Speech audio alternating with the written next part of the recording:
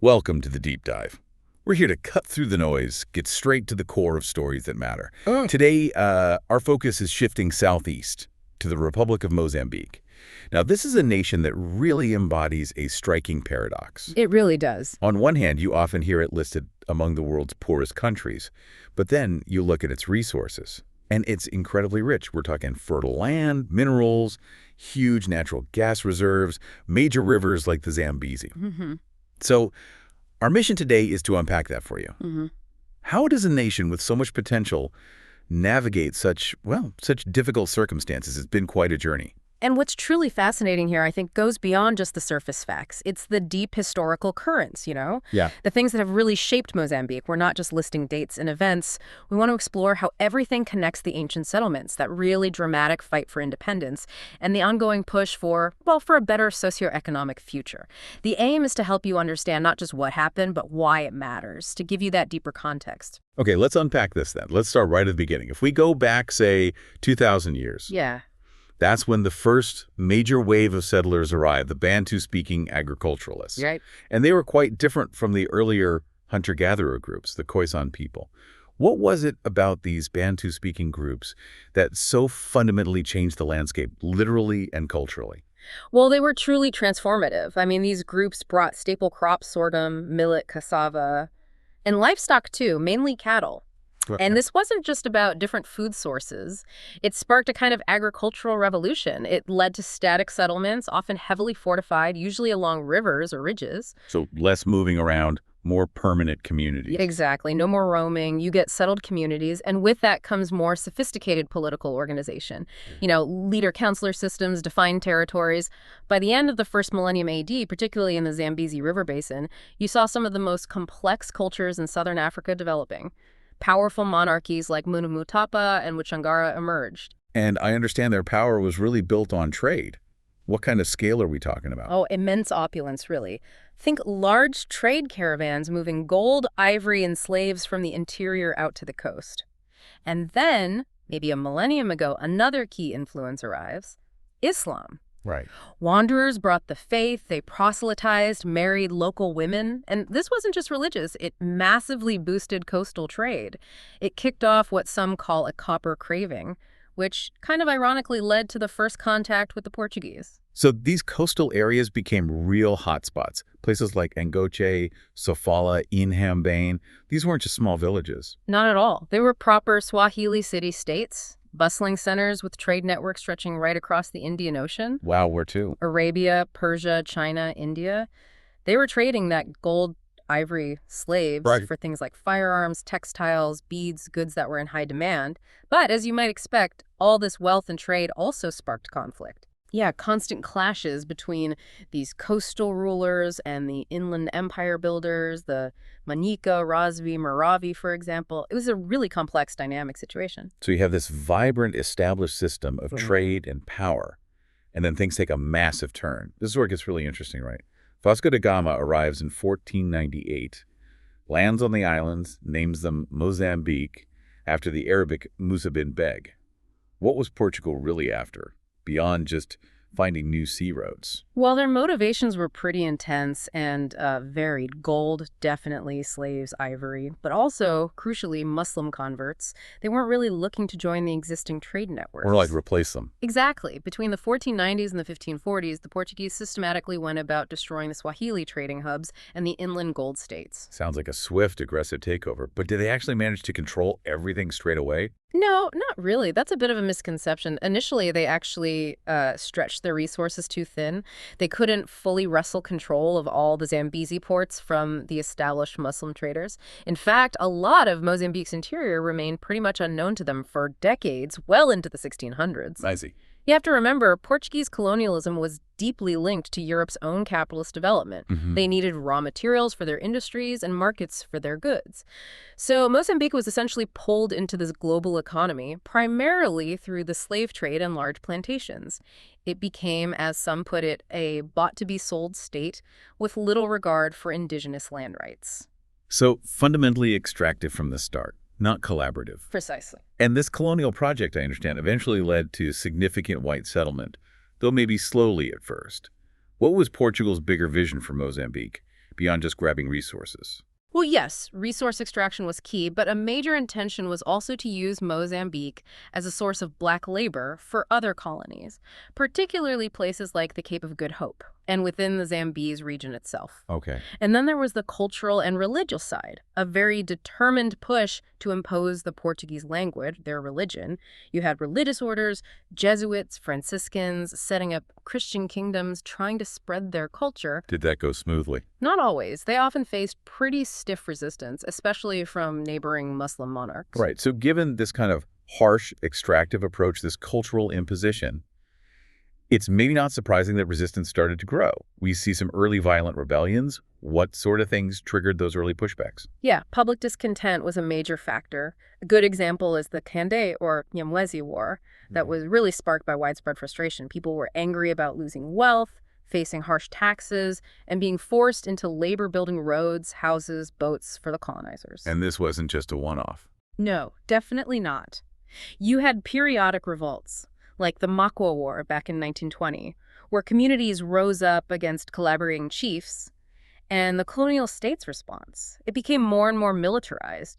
They basically imposed total war tactics against civilians, burning villages, destroying crops, forcing conscription, all just to try and keep control. And that just raises such a critical question, doesn't it, about the human cost of maintaining that kind of power. Absolutely. But despite this brutal force, African resistance clearly didn't just disappear. Not at all. It took many forms, you know? Sometimes it was direct, armed revolt. Other times it was more passive, subtle resistance. But these acts of defiance just kept building momentum over time. And that momentum eventually led to a really key moment. The formation of FRELIMO, the Mozambique Liberation Front, in 1962. It sounds like a crucial step, uniting different nationalist groups. It was vital. It brought together various factions. Key figures early on included people like Joaquim Chissano, Uriah Simango, Marcelino dos Santos, and Eduardo Mondlane, who became its first president. And where did this all start? How did they organize? Their first meetings were clandestine, held in neighboring Tanzania. From there, they planned and eventually launched guerrilla warfare in 1964. And the war effort grew steadily. FRELIMO's forces expanded significantly. How much did they grow? Well, they started with maybe 800 trained fighters in 64. By 1973, estimates suggest they had around 250,000 guerrillas. Wow, that's a huge jump in less than 10 years. So what finally tipped the balance? What broke Portugal's hold?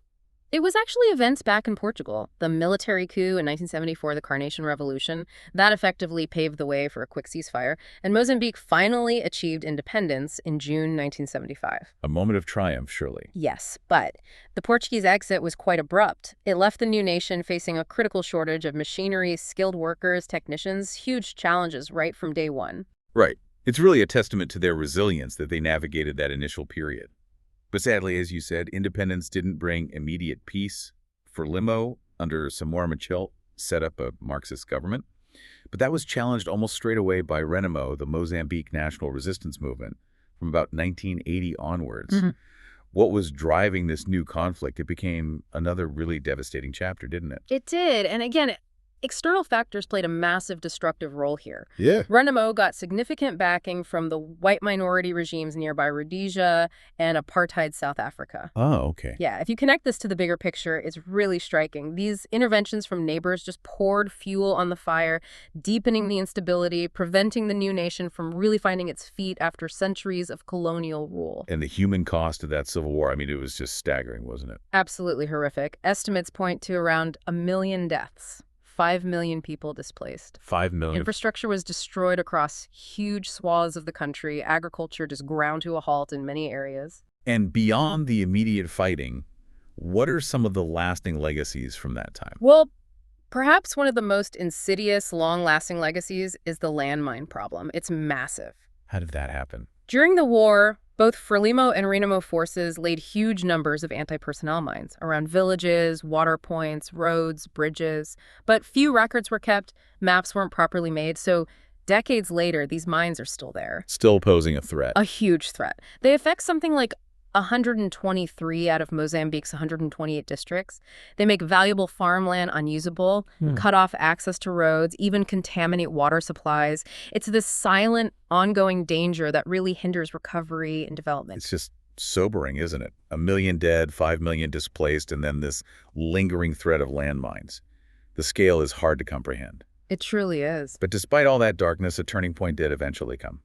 The General Peace Agreement, the GPA, signed in Rome October 4th, 1992, finally ending that long civil war. How significant was that agreement? It was incredibly comprehensive, really laid the groundwork for massive change, disarmament, security sector reform, big political shifts. And, despite starting from such an incredibly difficult position, one of the poorest countries, ravaged by colonial rule and then 15 years of civil war, Mozambique actually became seen as a success story. Really? In what way? A successful transition from war to peace, and also from a one-party state to a multi-party democracy. The peace dividend was tangible. You saw 1.1 million refugees come home. Around 100,000 former fighters were demobilized. That's incredible progress, coming from such devastation. Did things improve quickly on the ground for ordinary people? There were definite improvements in that immediate post-war period, say between 95 and 2000. Social infrastructure got better. Infant mortality rates dropped. Access to basic health services went up from under 10% to over 30%. Primary school enrollment jumped significantly, too, from 40% to nearly 70%. Those are impressive figures, suggesting real positive momentum. But then Mozambique went down the path of neoliberal economic policies. What effect did that have? Were there downsides? Well, it certainly attracted investment and led to remarkable headline economic growth, averaging about 8% a year between 95 and 2000. Unprecedented foreign direct investment flowed in. Mozambique became something of a global media and donor darling because of this growth. Okay. But this period also saw massively growing poverty and inequality. So the growth wasn't benefiting everyone. Not at all. It raises a really important question, doesn't it? Despite the positive headlines, wealth became heavily concentrated in the hands of a small elite, often linked to foreign interests. It almost echoes those old colonial patterns of extraction, where the country's resource wealth paradoxically fuels internal divisions rather than lifting everyone up. So contemporary Mozambique, you described it as navigating a kind of quagmire. Looks stable, maybe successful on the surface. But with these underlying invisible realities of decay and uncertainty? Yeah. It seems the old ideological battles, FRELIMO's Marxism versus Renamo's sort of Christian capitalism, have faded. And now it's dominated by market fundamentalism and democratization. What does that actually look like day to day? Well, since 1994, Mozambique is technically a multi-party democracy. But in practice, it's often described as dysfunctional. You have a very powerful ruling party, FRELIMO still, that maintains a near total grip on the state apparatus. They effectively control how economic benefits are distributed, state institutions. The opposition remains quite weak and divided. And often local initiatives, local innovations, they get stifled by a re-centralization of power from the capital. So grassroots change struggles to take hold. It feels like that shadow of centralized power, maybe external influence too, still lingers. In many ways, yes. Okay, let's shift gears slightly away from the politics towards something incredibly vibrant, Mozambique's cultural heritage. You mentioned architectural monuments. What stories do they tell? Oh, it's incredibly rich. You've got structures dating back as far as the 14th century, then layers of colonial architecture on top of that. Together, they really paint a picture of Mozambique's plural culture, its layered history. There are ongoing efforts to safeguard this heritage, despite funding challenges, because people recognize its huge historical and aesthetic value. And the people themselves. Yes. The different ethnic groups, languages. How does that diversity express itself? It's hugely diverse. About 92% of the population speaks Bantu languages, but there are something like 17 distinct ethnic groups. Religion is varied, too. Islam is significant, especially upcountry. Roman Catholicism is strong, particularly downcountry. Then you have indigenous religions and growing evangelical communities as well. And music and art. Very rich traditions. You have traditional forms like timbala music, that's a type of wooden xylophone with complex polyrhythms, and then vibrant contemporary pop music too. Even traditional practices, like among the Makua Metex, show strong influences from Arab traditions that predate the Portuguese. It's a real blend. Fascinating. And how does Mozambique fit into the world today? Is it active internationally? Oh, absolutely. It maintains diplomatic relations with over 100 countries and international bodies. It's an active member of the UN, the African Union, SADC, the Southern African Development Community. It plays a significant role regionally and internationally. That's good to hear, given its history. But thinking about its geography, it has this long coastline, rich resources, but what about environmental threats? Is it vulnerable? Extremely vulnerable. It's considered a high-risk country for environmental disasters. It regularly faces severe cyclones, major floods, debilitating droughts. And that must intersect with its development challenges. Profoundly. And what's fascinating, and also quite tragic, is how these natural hazards are massively amplified by the existing poverty and poor infrastructure. So these environmental shocks hit harder and recovery is tougher. It creates this continuous uphill struggle, even with all those natural resources. What an incredible journey Mozambique has been on, often so painful, from those ancient kingdoms through colonialism, that devastating civil war, and now wrestling with modern development's complexities. We've definitely seen immense progress, but also these really persistent challenges. So reflecting on all this, what should you, our listener, take away? I think Mozambique's story is just such a powerful example of how a nation can be lauded, as an economic success story on one level, yet still be grappling with really deep-seated problems of inequality, governance challenges, and that profound vulnerability we just talked about, especially when dealing with global economic forces and resource wealth. It really makes you think, doesn't it? As globalization continues, how can any country truly balance that rapid economic growth with development that's genuinely equitable, that benefits all its citizens? What's going to be the next chapter, hopefully a hopeful one, despite the challenges in Mozambique's ongoing story?